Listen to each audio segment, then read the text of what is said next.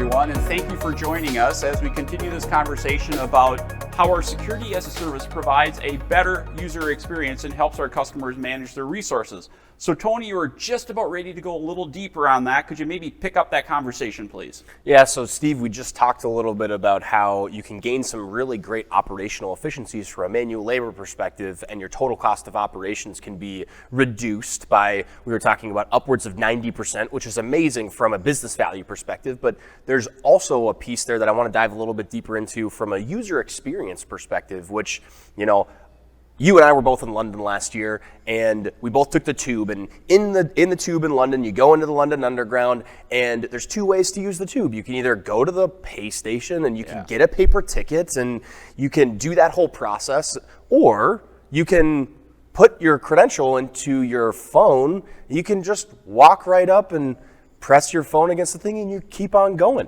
And it is an amazing difference, the user experience that it makes. And I think that we can bring that same user experience to the physical security space. 100% agree, and that's just one example, right? I mean, we fly a lot, and what do?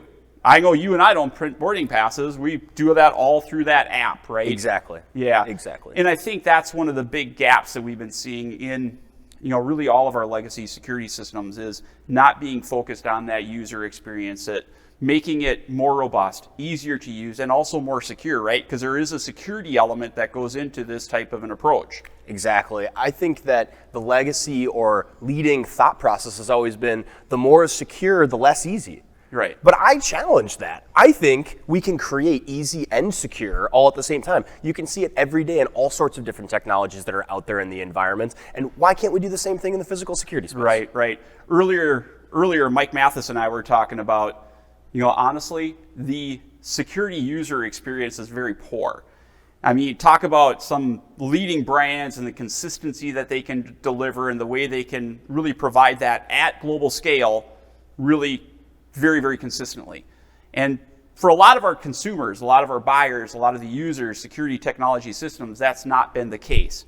So if we start to zoom back out a little bit, talk about security as a service, doing those workflow automations, reducing their total cost of ownership, and focusing on that user experience, all the way down from the frontline people that might come to the office once every 2 months, every 3 months, right? Making sure that they can get access to those facilities securely, all the way up to the CEO that's traveling all over the world trying to get access to their various facilities. Those are the things that I know you're dealing with a couple of our customers. Absolutely, and I think you touched on something that's really important, Steve, in that it's not just a technology thing, it's also a technology people process thing, right? And I think the integration market and what we can bring to the whole conversation is really those extra pieces. One, we're technologists, right? But number two, we're people. And we bring that people and process to our customers to manage that technology and ensure that everything is streamlined and the customer can focus on their core business. Well, and I'm glad you brought that up because actually that's the reason we formed our digital transformation team, right? Helping our organizations transform the way they do business,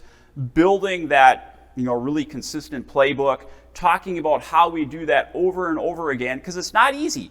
There's a lot of things that go into managing the change of processes, managing the different way people think about some of these things, and you're really making it an easier process for them. And I know you and Jeremy have been working on this buying guide that I talked about with Jeremy. Maybe add on to that just a little bit. Yeah, absolutely. The buying guide is going to be a really important tool for not just us, but also our customers to understand what the process should really look like when you're evaluating these solutions. Because there's a lot of things on the market today, some of them amazing, some of them not so amazing. And so it's really a question of how do I navigate those things? How do I do that in a globalized environment? And really, what are the best practices associated with that? Well, it's not, to your point earlier, it's not just the technology, it's that overall experience, whether it be from coaching, guiding, consulting, with how you're going to do this, whether it be globally deploying all these technologies anywhere in the world, or at the very, very back end of that, managing and supporting those systems. Because again, like we talked about earlier, this stuff is going to break.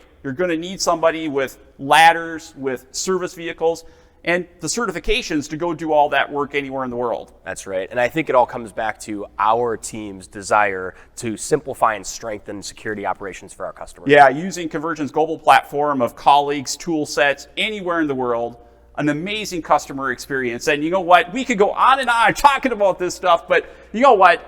let's wrap this up for today. Thank you everyone for joining us. Looking forward to more conversations. And again, please go to convergint.com/DT, subscribe, and look for some more conversations on this very interesting security as a service topic.